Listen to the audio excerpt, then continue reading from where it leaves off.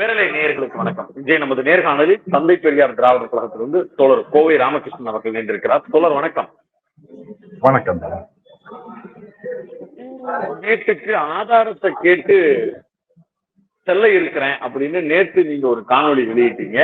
அதற்கு பிறகு இன்றைக்கு காலையில நீலாங்கரையில் இருக்கக்கூடிய சீமானுடைய வீட்டுக்கு நீங்க மட்டும் இல்லாம கிட்டத்தட்ட 50க்கும் மேற்பட்ட கருப்பு சட்டையினர் தாப்பேதிகா தோழர்கள் எல்லாருமா திரண்டு போய் ஆதாரம் கேட்பதற்காக போறோம்னு போயிருந்தீங்க. பட் ஆனா அது ஒரு பெரிய கண்டனமாக ஒரு அசாதாரண சூழல் இங்கே நிலவியது அப்படிங்கிற மாதிரி செய்திகளை பார்க்க முடிந்தது.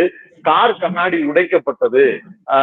சீமான் தரப்பினர் உடனடியாக காவல்துறையினரிடம் போய் புகார் கொடுத்திருக்கிறாங்க, அச்சுறுத்தலாக இருக்கிறது அப்படிங்கிற மாதிரி கொடுத்திருக்கிறாங்க அப்படின்லாம் செய்திகள் பார்க்க முடிந்தது.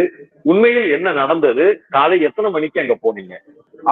அபாண்டமாக பெரியார் மீது ஒரு பொய்யான புகாரை சீமான் சொல்லி அது அவதூறு என்று ஊடகங்கள் கூட நேற்றுக்கு பெரிய விவாதங்களை உருவாக்கி தமிழ்நாட்டின் அனைத்து அரசியல் கட்சிகள், சமூக அக்கறையாளர்கள் உள்ள அறிஞர்கள் எல்லோருமே இது அவதூறான பிரச்சாரம், சீமான் இது கண்டிக்கத்தக்கது என்று எல்லோருமே தமிழ்நாடு நேற்றுக்கு ஒரு பதட்டமான செய்திகள் வந்து கொண்டிருந்தது. அந்த அடிப்படையில நாங்கள் அவரை ஆதாரம் கொடு என்றுதான் கேட்டோம். அதுக்காக கேட்பதற்காகத்தான் நாங்கள் 50க்கும் மேற்பட்ட தோழர்கள் அவர் வீட்டுக்கு செல்வதற்காக போனோம்.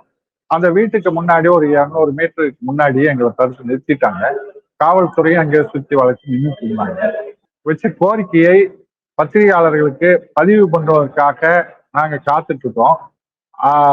அந்த சமயத்துல நாம் தமிழர் கட்சியை சார்ந்த ஒரு நபர் அவருடைய காரை எடுத்துக்கிட்டு வந்து அவர் கொடியோட எங்க கூட்டத்துக்கு இடையில காரை வேகமா கொண்டு வந்து எங்க தோழர்களை மீது கொலைவெறி தாக்குதலோட அந்த காரை மோதி எங்க தோழர் ஒருவருடைய கால் மேல காரை ஏத்துறாரு. உடனே எங்க தோழர்கள் அங்கிருந்த காவல்துறை, அங்கிருந்த இன்ஸ்பெக்டர் அவர் மீது மோதுது காரு. அவரும் தட்டி நிறுத்துறாரு.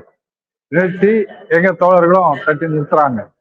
அப்போ அப்புறம் அதுக்கு மேல ஒதுங்கி வேகம் எடுத்துட்டு போறாரு. அப்போ பின்னாடி இருந்த பொதுமக்கள் எல்லாம் இருந்தாங்க. அவங்க எல்லாம் சத்தம் போடுறாங்க, இந்த கூடி இருக்காங்க, அந்த கார் போகுது அப்படின்னு. அப்ப யார் என்னன்னு தெரியல. அந்த இடத்துல பொதுமக்களும் கூடியிருந்த இடத்துல அவங்க கார் கண்ணாடி உடைக்கப்பட்டிருக்கு. ஆனா அது அந்த கார் காவல்துறை அது காவல்துறையினுடைய தவறும் இருக்கு. அவருக்கு நாம் தமிழர் சார்ந்தவர் ஒரு கொலைவெறியோட தான் இங்க வந்திருக்காரு.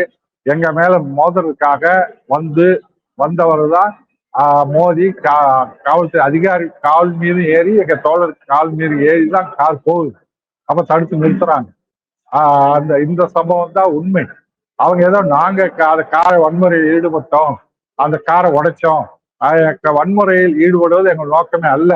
நாங்க தார்மீக அடிப்படையில ஆதாரம் கொடு தான் கேட்க போறோம்.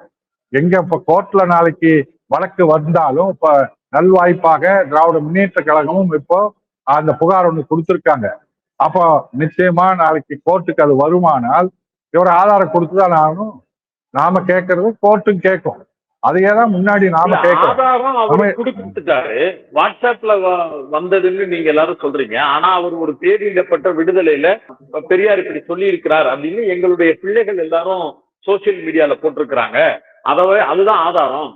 ஒருவேளை இன்னும் உங்களுக்கு ஆதாரம் வேணும் அப்படின்னு நீங்க நினைச்சீங்கன்னா பெரியாருடைய எழுத்துக்களை பொது உடைமை ஆக்குங்க. அப்ப நான் எடுத்துட்டு வந்து காட்டுறேன். நீங்க அவருடைய உண்மையான எழுத்துக்களை ஒழுங்கு ஆதாரத்தை கொடுன்னு கேக்குறீங்க அப்படின்னு சொல்றாரு. இது ஒரு விதண்டாவாதம். அவங்க பிள்ளைகள் எல்லாம் ஒண்ணு ஆதாரமே கொடுக்கல இது வரைக்கும். அவங்க பிள்ளைகள் எல்லாம் சங்கிகள்னு ஒத்துக்கிறாரு. ஏன்னா சங்கி தான் அதை போட்டது. அது சங்கி ஒரு வருடத்துக்கு முன்னாடியே அந்த மாதிரி அதாவது தேதி போட்டு போட்டிருக்காரு.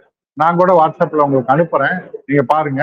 அந்த தேதி போட்டு அதாவது 11/5/1953 அதுல பெரியார் பேசியிருக்கிறார் விடுதலை அப்படின்னு போட்டு அந்த சங்கி தேதியை போட்டிருக்கார். அந்த தேதி உள்ள விடுதலை அலுவலகத்துல பெரியார் திடல்ல இருந்து நாங்க எடுத்து அதுல 4 பக்கத்துலயும் இவன் சொன்ன அந்த அபாண்டமான கொச்சையான அருவருக்கத்தக்க அந்த செய்தி எந்த இடத்துலயும் இருக்க முடியாது. அது வேற. ஆனா இருக்கு எங்ககிட்ட இருக்கு.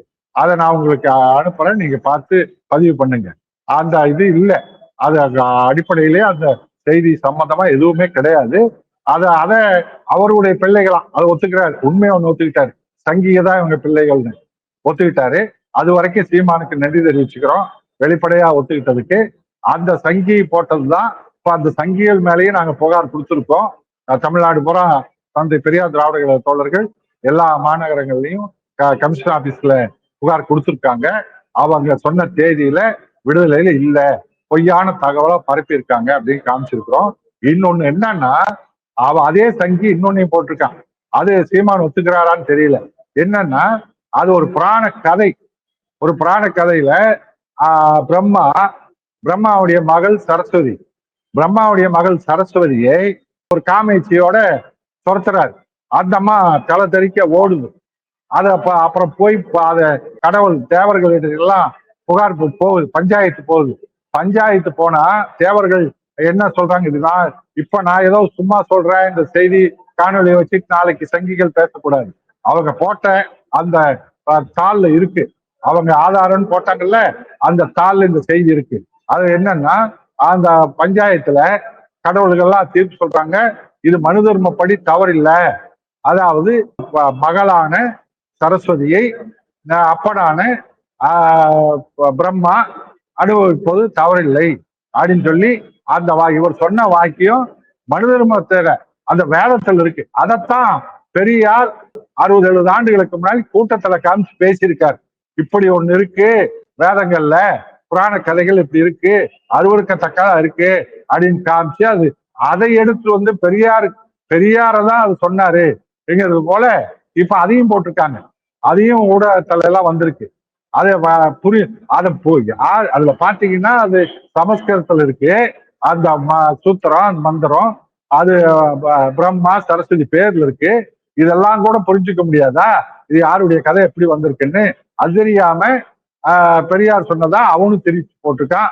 அதைத்தான் ஆதாரம்னு நம்ம சங்கி சீமானும் சொல்றாருன்னா, நிச்சயம் மக்கள் இதை புரிஞ்சுக்கணும். மக்கள் தான் இது கண்டிப்பா நாளைக்கு கோர்ட்டுக்கு போகணும். வருதுன்னா அவர்கிட்ட வந்து ஆதாரம் இருக்கும், நீங்க அதெல்லாம் ஒழிச்சு வச்சுக்கிறீங்க அப்படின்னு சொல்றாரு. பெரியாருடைய எழுத்துக்களையும் நாங்க ஒரு பக்கம் இருக்கட்டும், நாங்க ஒழிச்சு வச்சுக்கிட்டு வெளியிடாத ஒரு செய்தி இவருக்கு எப்படி தெரிஞ்சது? இவர் எங்க படிச்சாரு? நாங்க தான் ஒழிச்சு வச்சுட்டோமே, இவர் எப்படி படிச்சிருக்க முடியும்? எப்படி படிச்ச? அவர் இங்க இருந்து வந்தவர், பெரியார் எங்க இருந்து வந்தாரு? திராவிட இயக்கங்களோடு இருந்தவர் தான். அப்ப படிச்சாரான்னு கேளுங்க. எந்த நாள்ல படிச்சாரு, எந்த பத்திரிகையில வந்துச்சு, எந்த தேதியில வந்துச்சு, அதுதான் நாங்க கேட்கிறோம். படிச்சவர்னா அதை சொல்லணும்ல, எந்த விடுதலை வந்துச்சு. அப்ப சங்கி ஏதோ தப்பா போட்டு மாட்டிக்கிட்டு இருக்கு. அந்த மாதிரி நீங்களும் ஒரு தேதி சொல்லு, எந்த தேதியில விடுதலை வந்தது, இல்ல இல்லாத ஒரு குடியரசுல வந்துச்சுன்னு அதையாவது சொல்லு, அதை சொல்லு. அதையெல்லாம் கேட்கும் போது அதுக்கு ஆதாரம் இல்லாம என்ன நடக்கும் சார்? நீதிமன்றத்துக்கு போனா அவங்க ஆதாரம் கேட்பாங்க. நீதிமன்றத்துக்கு போனா எப்படி பேசுனீங்கன்னு கேட்பாங்க. அப்ப அவருக்கு கொடுக்கணும். அவருக்கு கொடுக்கணும்னா என்ன, திடல் இருக்கு, இவங்க தீக்காக்காரங்களுக்கு இருக்கு அப்படின்னு சொல்லி தப்பிச்சுக்க முடியுமா? தப்பிக்க முடியாது. அப்ப உனக்கு எப்படி தெரிஞ்சதுன்னு தான் கேட்பாங்க. உனக்கு தெரியாத, நீ பார்க்காத எப்படி பேசுற? பார்க்காத, தெரியாத, படிக்காத ஒரு செய்தி நீ எப்படி பேசுன? இதுதான் அடுத்த கேள்வி வரும். அதான் நீதிபதிகள் கேட்பாங்க. அப்ப அது சங்கி சொல்லி சீமான் சொல்லிதான் ஆகணும். அப்போ அபாண்டமா பேசுறதுக்காகத்தான் பேசியிருக்காரு. இன்னொரு முக்கியமான புள்ளி, ஆரம்பத்தில் இருந்து இப்ப சமீப காலம் வரைக்கும் கூட பெரியாரை எங்களுடைய வழிகாட்டியாக ஏற்றுக்கொள்ளுகிறோம் அப்படின்னு பேசிக்கிட்டு இருந்தவர். முதல்ல அவர் தான் தமிழர் தந்தை, என்னுடைய தந்தைன்னு எல்லாம் பேசினாரு. அப்புறமேட்டுக்கு ஒரு இடத்துல வந்து வழிகாட்டியா ஏற்றுக்கொள்ளலாம், தலைவராக ஏற்றுக்கொள்ள முடியாது அப்படின்னு ஒரு இடத்துக்கு வந்தாரு. இன்னைக்கு டோட்டலா முழுக்க ஒரு ஹெச் ராஜா, ஒரு RSS வாதிகள் பேசக்கூடிய இடத்தை நோக்கி நாம் தமிழர் கட்சியின் ஒருங்கிணைப்பாளர் சீமான் நகர்ந்து இருக்கிறாரு. இதனுடைய நோக்கம் என்னன்னு நினைக்கிறீங்க? இந்த டிரான்சிஷன் நடந்ததற்கான காரணம்னு நீங்க எதை சந்தேகிக்கிறீங்க? ஹெச் ராஜா மாறி, சங்கிகள் மாறி இப்ப மாறிட்டாரு, பேசுறாரு பெரியாரை.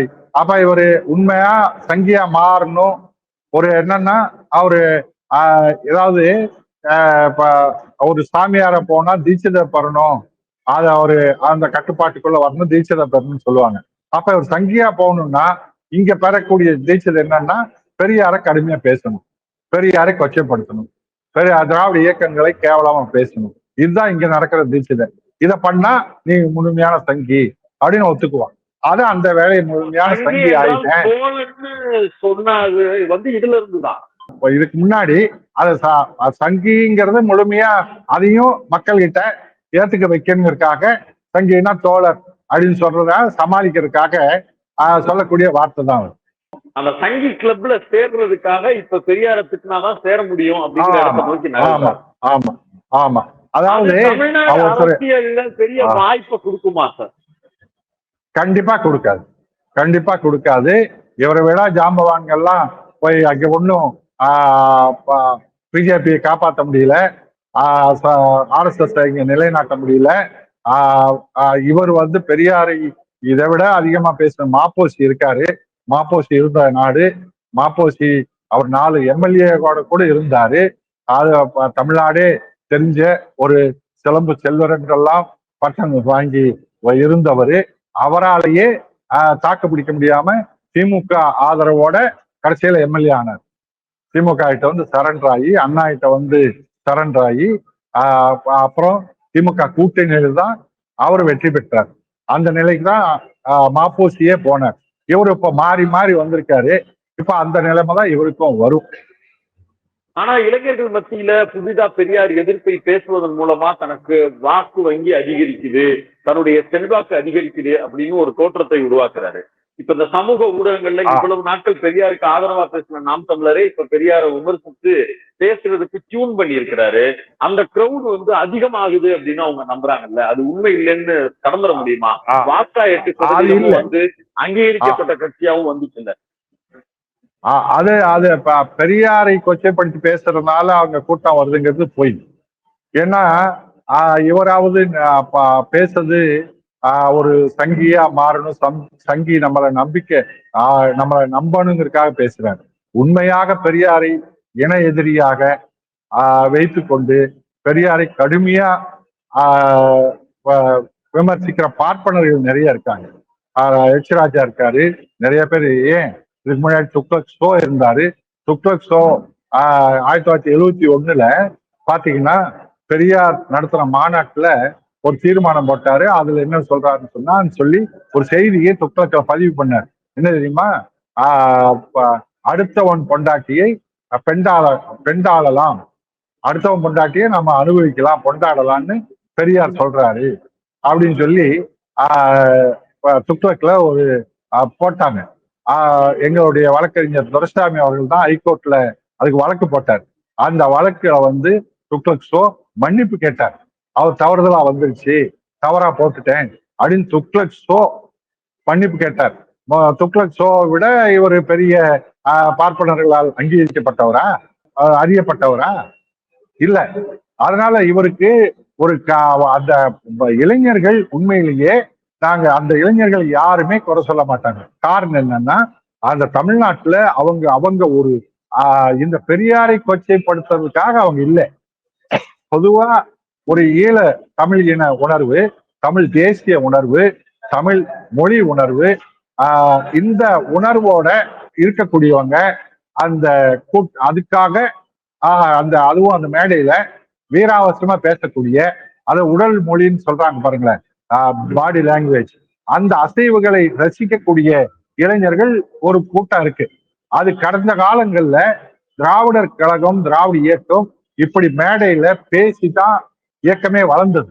இது மாதிரி ஒரு நாடினுடைய விடுதலை போராட்டங்களை, நாட்டு விடுதலை போராளிகளை பற்றி, ஒரு நாட்டு விடுதலை தளபதிகளை பற்றி கலைஞர் அவர்கள், பட்டுக்கோட்டை அழகிரி அவர்கள், நாவலர் நெடுஞ்செழியன் அவர்கள், இந்த மாதிரி பேச்சுக்களைத்தான் சிபி சிற்றரசு இவங்க எல்லாமே இந்த மாதிரி மொழி உணர்வை, இன உணர்வை, நாட்டு விடுதலையை, தேசிய மொழி உணர்வை பற்றித்தான் பேசி ஆவேசமா பேசுவாங்க. ஆனால் அவங்க பேசினதெல்லாம் உண்மை. நாளைக்கு என்ன நாங்க செய்வோம், நாளைக்கு என்ன நடக்கும் என்பதை சொல்லுகின்ற உண்மையான பேச்சாக இருந்து ஆட்சிக்கு வந்த உடனே அதை நிறைவேற்றுகிற தன்மையில அவங்க பேச்சு இருந்து அதை நிறைவேற்றினாங்க. அது பேசுறது அத்தனையும் உண்மையாக்குனாங்க. ஆனால் சீமான் அந்த மாதிரி அல்ல. அன்னைக்கு அந்த கூட்டம் அந்த திராவிட இயக்க தலைவர்களுடைய பேச்சு கேட்பது கூடியது. அந்த கூட்டம் முழுக்க அப்படிதான் கூடுச்சு. இப்போ அவங்க ஒரு வடநாட்டு எதிர்ப்பு, வடவர் எதிர்ப்பு, இதெல்லாம் அந்த காலகட்டத்துல திராவிட இயக்க தலைவர்களால் வீராவசமா பேசப்பட்டது. அதை பின்னாடி அரசியல் ஆட்சிக்கு வந்து பலதும் நிறைவேறிய காரணத்தால் அது போல இப்ப அவங்க பேசுவது இல்லை, அவ்வளவுதான். ஈழ பிரச்சனையிலேயே பாத்தீங்கன்னா வைகோ அவர்கள் மிக துடிப்போடு புலிகளை பற்றி அவர் பேசிய மாதிரி சீமானால் பேச முடியாது. காரணம், வைகோ அவர்கள் பேச மட்டும் இல்லை, காரியம் செய்து விட்டு பேசினார். புலிகளை ஆதரிப்போம் என்று வாய்க்கிலேயே பேசல. புலிகளை தன் வீட்டிலே தன்னுடைய சகோதரன் ரவிச்சந்திரன் வீட்டிலே அடிப்பட்ட காயப்பட்ட புலிகளை கொண்டு வந்து மருத்துவம் பார்த்து அவர்களை காப்பாற்றி மீண்டும் நாட்டுக்கு அனுப்பிய பணிகளை வைகோ குடும்பமே செய்தது. அதை மேடையிலே அவர் தெளிவாக பேசினார், உண்மையாக பேசினார். அதனால் அன்றைக்கு வைகோவுக்கு இது சீமானை விட அதிகமான இளைஞர்கள் கூட்டம் கூடியது. இப்போ தமிழீழ தேசத்திலே இன்றைக்கு தமிழீழ விடுதலை புலிகள் களத்தில் இல்லை. அதை விட தமிழ்நாடு அதை விட மோசமாக, தமிழ் ஈழத்தை விட தமிழ்நாடு மிக மிக மோசமாக வடவர் ஆதிக்கத்திலே, அதாவது மோடியினுடைய சங்கியினுடைய ஆதிக்கத்திலே மொழி பறிக்கப்படுகிறது, உரிமைகள் பறிக்கப்படுகின்றது. நேற்றைக்கு கூட யூசிஜி பல்கலைக்கழகங்களுடைய உரிமைகளை பறித்து விட்டது. ஆளுநருக்கு கடுமையான சட்டங்களை திருப்பி அளிக்கின்றது, மாநில உரிமைகள் பறிக்கப்படுகின்றது. இந்த நிலை தமிழ்நாட்டில் இருக்கின்ற போது தமிழ்நாட்டை பற்றி கவலைப்பட வேண்டிய காலத்துக்கு வந்துவிட்டோம். அதனால ஒரு பக்கம் ஈழத்திலே இப்போ அந்த போர், அந்த தமிழீழ ஆதரவை யாரும் வாபஸ் பெறவில்லை, அந்த ஆதரவை யாரும் நிறுத்திவிடவில்லை. ஆனால் தேவை தமிழீழத்தை விட தமிழ்நாட்டிலே அதிகம் இருக்கின்றது. அதனால் தமிழ்நாட்டை நாம் முதல்ல தமிழ்நாடு காப்பாற்றப்பட்டால்தான் தமிழ் ஈழமும் காப்பாற்றப்படும். ஆகவே முதலிலே தமிழ்நாட்டை காப்பாற்றுவோம் என்று இன்றைக்கு வைகோ ஆகட்டும், புலிகளை ஆதரித்த எல்லா பெரியார் இயக்கங்கள் ஆகட்டும், இப்போ தமிழ்நாட்டுடைய பிரச்சனைகளுக்காக கவனம் செலுத்துகிறாங்க தவிர அதை யாரும் விட்டு விடவில்லை. ஆனால் சீமான் எதையுமே செய்ததில்லை, எந்த புலிக்கும் ஒரு பைசா கொடுத்ததில்லை, விடுதலை புலிகளை பார்த்தது கூட இல்லை. அவருக்கு வந்தவங்களை கூட திருப்பி அனுப்பிச்சவர். அவருக்கு எந்த விதமான புலிகளுடைய பெயர் கூட தெரியாது. இப்ப சொல்ற பெயர் எல்லாம் பொய்யான பெயர், அவங்களே மறுத்துட்டு இருக்காங்க. செத்து போனவங்கள புது கதைகளை சொல்லி மறுத்துக்கிட்டு இருக்காங்க. அதனால சீமானுக்கும் திராவிட இயக்கத்துக்கும் மிகப்பெரிய வேறுபாடு உண்டு. திராவிட இயக்க தலைவர்கள் உண்மையாக செயல்பாட்டாளர்களாக, உண்மையை செய்யக்கூடியவர்களாக இருந்தார்கள், பேசினார்கள். அன்றைக்கு இளைஞர்கள் கூட்டம் இருந்தது. இன்றைக்கு சீமான் இன்னொரு முக்கியமான புள்ளி என்னன்னா, நீங்க பேசும்போது ஆதாரத்தை அவர் தரலன்னா இது எங்கேயும் நுழைய விட மாட்டோம் அப்படின்னு கடைசியா முடிச்சுட்டு நீங்க கைது செய்யப்பட்டீங்க.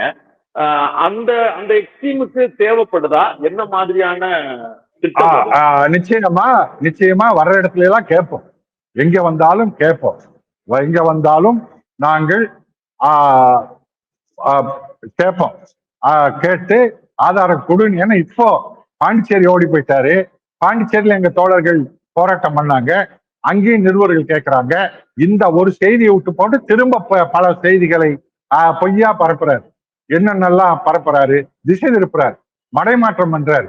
செய்திகளை பார்த்தா கலைஞர் நூல்களை எல்லாம் நாட்டுடைமை ஆக்கிட்டாங்க, அப்பாத்துறை இருக்கு, அப்பாத்துறை நூல்கள் இருக்கு, இன்கிலாப் நூல்கள் இருக்கு அப்படின்னு சொல்லி அதாவது நிறைய பேர் இருக்கலாம், ஆட்சியில 5 வருஷம் தான் இருப்பாங்க, அது குறிப்பிட்ட தொகைதான் அதுக்கான இருக்கும். அது ஒவ்வொருத்தரும் தான் நாட்டுடைமை ஆக்கிட்டு வருவாங்க.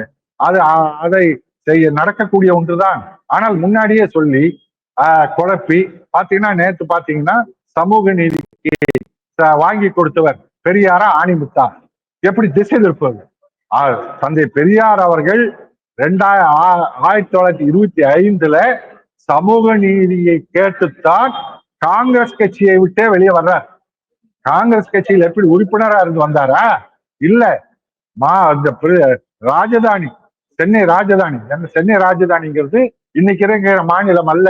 கேரளாவில் கொஞ்சம், கர்நாடகாவில் கொஞ்சம், ஆந்திராவில் கொஞ்சம், தமிழ்நாடோட சேர்ந்து இருந்தது. அது ராஜதானி. சென்னை ராஜதானிக்கு காங்கிரஸ் கட்சியுடைய தலைவரா இருந்தவர் பெரியார். அந்த தலைவர் பதவியை விட்டுட்டு, ஏன்னா இன்னைக்கு இருக்கக்கூடிய பிற்படுத்தப்பட்டவர்களுக்கு, ஒடுக்கப்பட்டவர்களுக்கு இடஒதுக்கீடு, ஏன்னா பிரிட்டிஷ்காரன் கொடுத்தான். ஒரு ஆங்கிலேயன் கிறிஸ்தவன் அவன் கொள்ளையடிக்க வந்தவன் சொல்லுவாங்க. அந்த கொள்ளையடிக்க வந்தவன் சமூக நீதி காப்பாற்றணும், எல்லாருக்கும் இடஒதுக்கீடு. அது வர்றதுக்கு முன்னாடி முழுக்க எல்லா பார்ப்பனர்களா இருந்தாங்க எல்லா துறையிலையும்.